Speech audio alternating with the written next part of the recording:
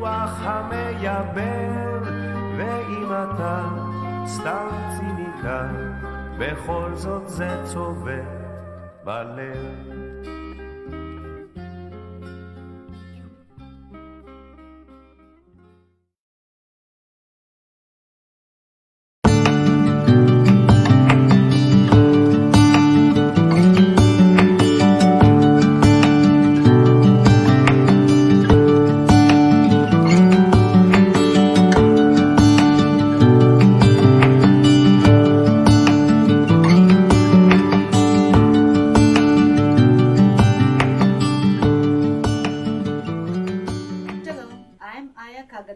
Head of the Foreign Affairs Department, and I am delighted to welcome you all on the Partnership Together virtual tour of Galilee Medical Center. In normal times, pre-COVID-19, Galilee Medical Center hosts hundreds of individuals and delegations from around the world to get a close-up look at our hospital and life in the Western Galilee. Unfortunately, these are far from normal times, and we cherish the opportunity to share the story of our hospital and the people we serve through this virtual program with you. Usually, we start here in the Red Room in our Health Education Center to welcome our guests and briefly introduce ourselves and the hospital. Galilee Medical Center is the largest government hospital in the region. On a daily basis, we serve about 600,000 residents of the Western Galilee and some additional 600,000 people for medical treatments and procedures that are unavailable in the entire Galilee region, such as neurosurgery, pediatric psychiatry treatments, and more. We are also the largest employer in the region. Our 2,700 staff members similarly reflects the diversity of the people we serve, including Jews, Muslims, Christians, and Druze. In addition to being one of the busiest hospitals in Israel, we are also the closest hospital to any border of Israel. Located only 6 miles from the hostile border with Lebanon, we are the front line of care for the state of Israel in the north, responsible for taking care of both civilians and injured soldiers in any confrontation or emergency. Affiliated to Israeli Faculty of Medicine, Bar-Ilan University. Thank you. Shalom. It's a pleasure to welcome you all to Galilee Medical Center today. We really miss greeting, meeting, and sharing our story with our friends from the Central Consortium and Budapest communities who normally visit us throughout the year. Okay, let's be on our way for a close-up look at some of the highlights of our facility.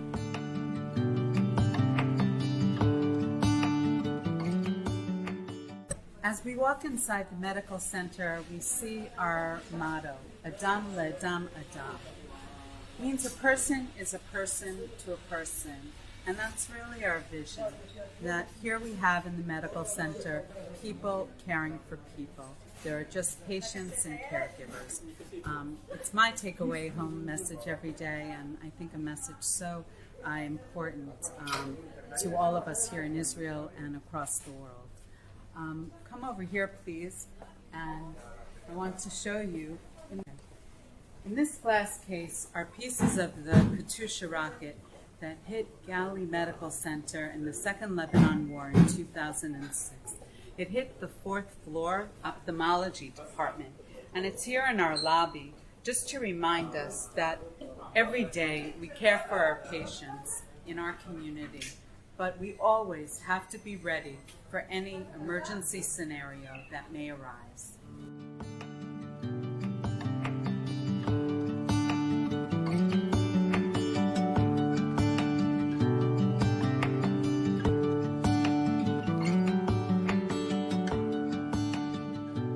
Okay, as we walk around the hospital, there are many examples of artwork that demonstrate the partnership between and the connection between Galilee Medical Center and the Partnership Together Western Galilee program.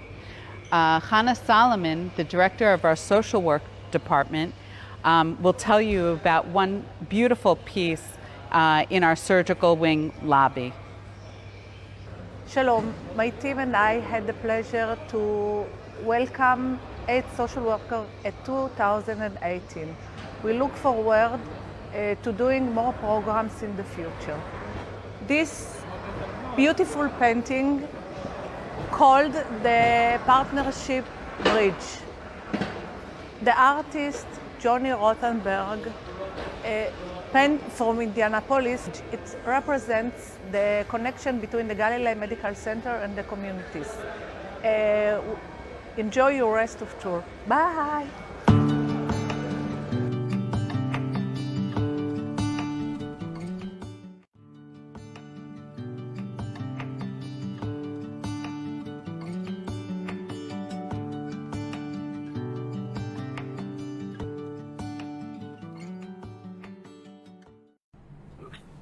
Hi, I'm David Fisher, a PA in the emergency department.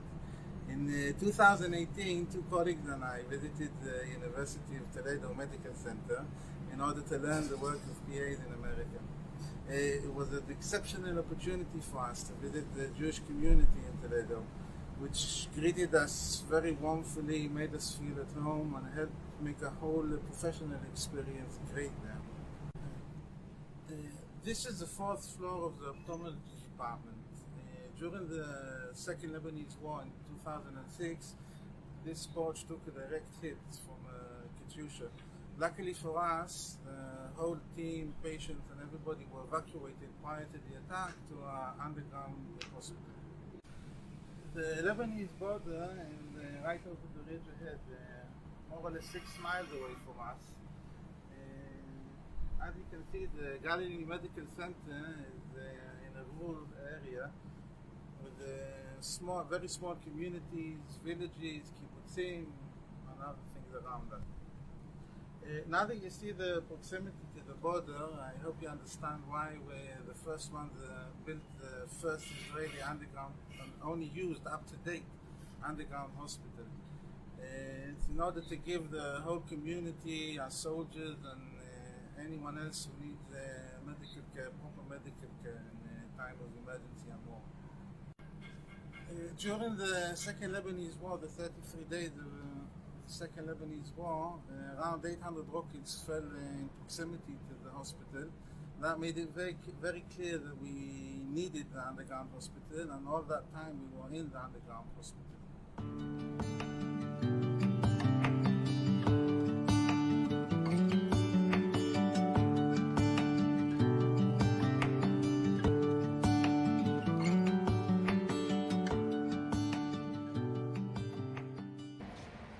As we walk into the underground hospital, you can see paintings, and some of these were done by teenagers from the consortium communities on their visits to the Western Galilee, and they helped us add light and color and beautify the walls of the hospital. Let's go into the underground here.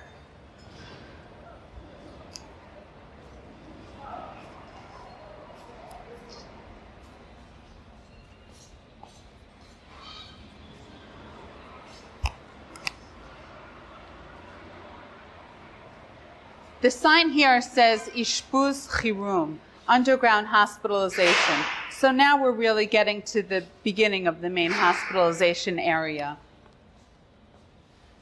Okay, the underground hospital was built with hallways like this that are wide enough for an ambulance to come straight through from the outside and come right inside to the underground hospital. As we walk inside, you'll notice that there are two sets of very thick doors, and they're fortified so that when we go inside and they are closed, the area will be completely secure and afford protection from conventional and non-conventional weapons.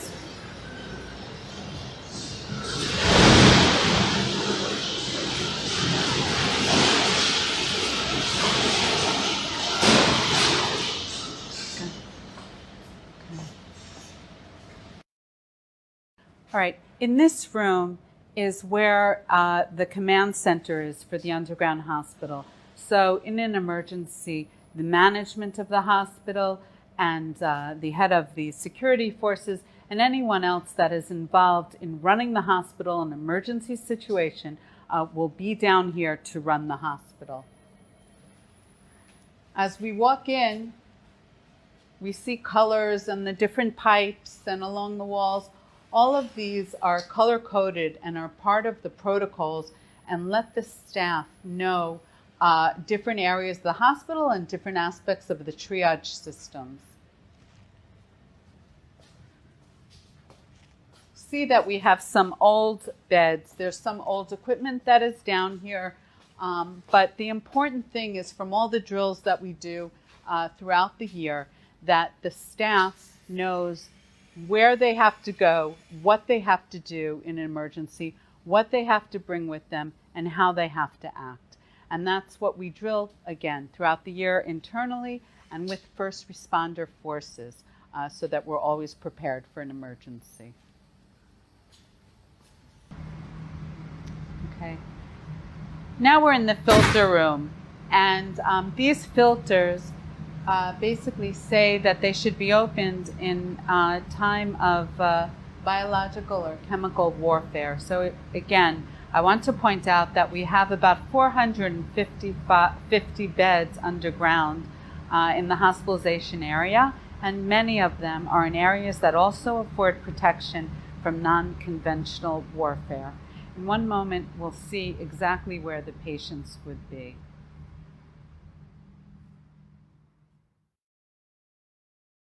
Right. Now we'll see where the patients would be hospitalized. Here you can see that we have the patients would be hospitalized here, and this scenario repeats itself throughout the underground. You can see all the electrical special outlets for the hospital monitoring systems. And again, I want to emphasize that the important thing is from our drills that all staff members know where they have to do and what they have to, how they have to act. So that we're ready for any emergency. And over the years, our experience and expertise we've shared in the emergency response group, which was a very important partnership program where many healthcare professionals and physicians from the communities came to Galilee Medical Center and experienced mini drills and participated in seminars to learn from our experience and expertise. And we continue to share that experience and expertise with other organizations from around the world through the Foreign Ministry and other places who want to come and learn from us and our experience. Here we'll see a nurse's stand.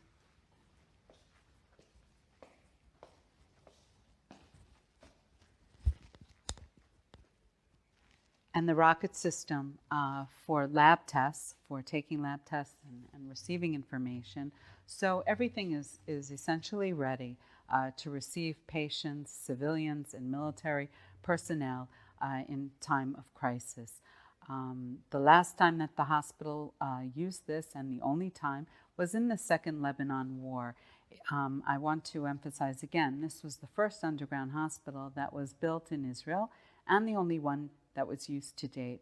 During the 33 days of the Second Lebanon War, staff and patients operated underground in this hospital, and nobody was injured, despite the fact that about 800 rockets fell in the immediate hospital area in Nahariya, and even one directly hit the hospital, as we mentioned, on the fourth floor of the ophthalmology department.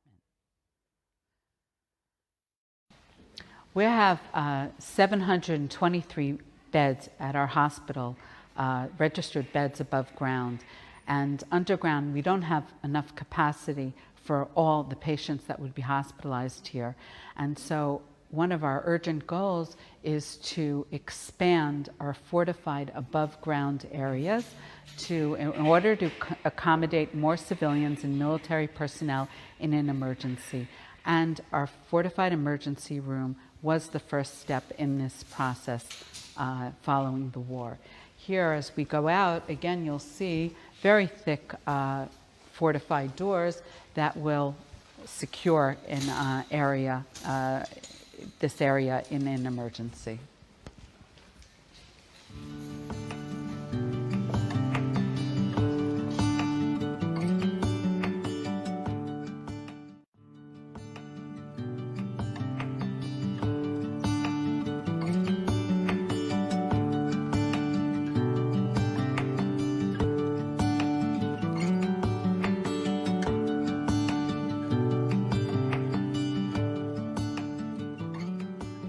Shalom, my name is Hadil Mazal. I am an Israeli Muslim Arab from the Bedouin village Arab El Aramshe.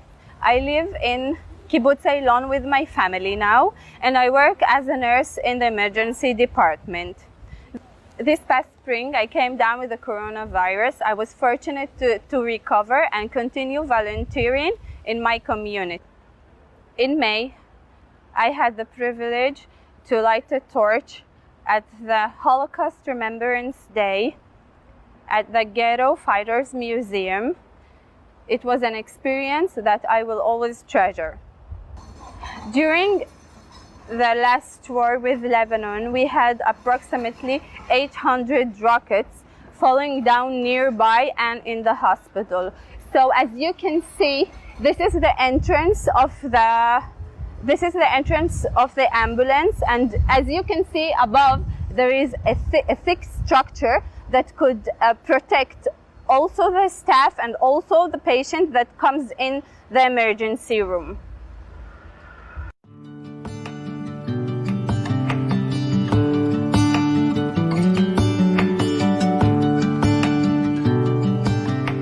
Okay, so as you can see, this is the entrance to the emergency room. On both sides, we have steel doors. This structure can help us protect all patients and staff members all the time and during wartime. Fortified Emergency Department is one of the busiest, with about 125,000 admissions annually. And I'd like you to take a look at the sign right here, where you can see the dedication to the communities of the partnership that contributed to the emergency campaign and helped us establish this state-of-the-art facility that serves our community on a daily basis and in times of emergency. As we've said throughout the hospital, the communities have supported us in so many ways. This is just an example. The Glick Fund of the Jewish Federation of Greater Indianapolis really contributed to the establishment of the emergency department.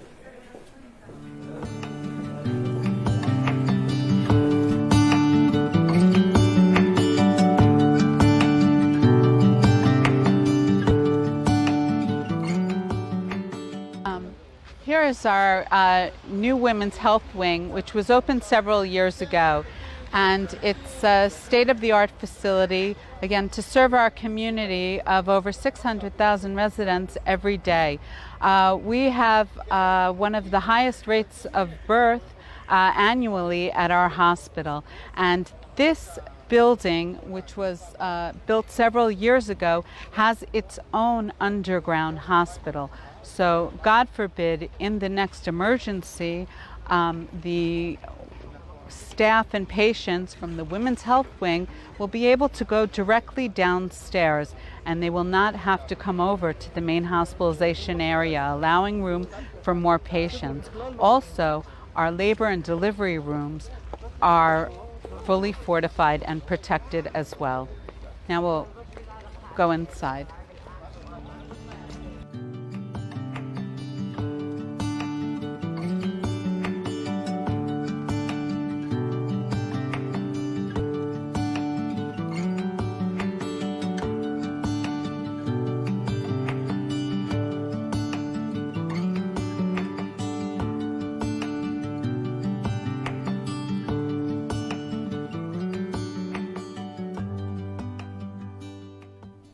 Shalom Lachem.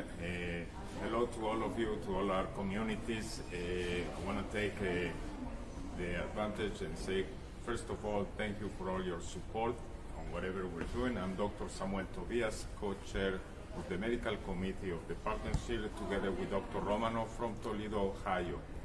And today we're here standing in front of a mosaic that was done by various communities, including some of them from the United States. And as you can see, come a little bit closer, named the Tree of Life, giving life to people from the Western Galilee. And this work was made, as you can see, by two artists, major artists, one of the United States, Johnny Rothenberg, and the other one is Yael Buxwan. And what is very interesting on this project is that we did it several communities. Some of the panels that you see were made in the United States at St. Vincent Hospital, if I'm correct, and we have two others that were made by different groups of medical staff and people also from around the Galilee, in order to give us again this gift of life in the Western Galilee.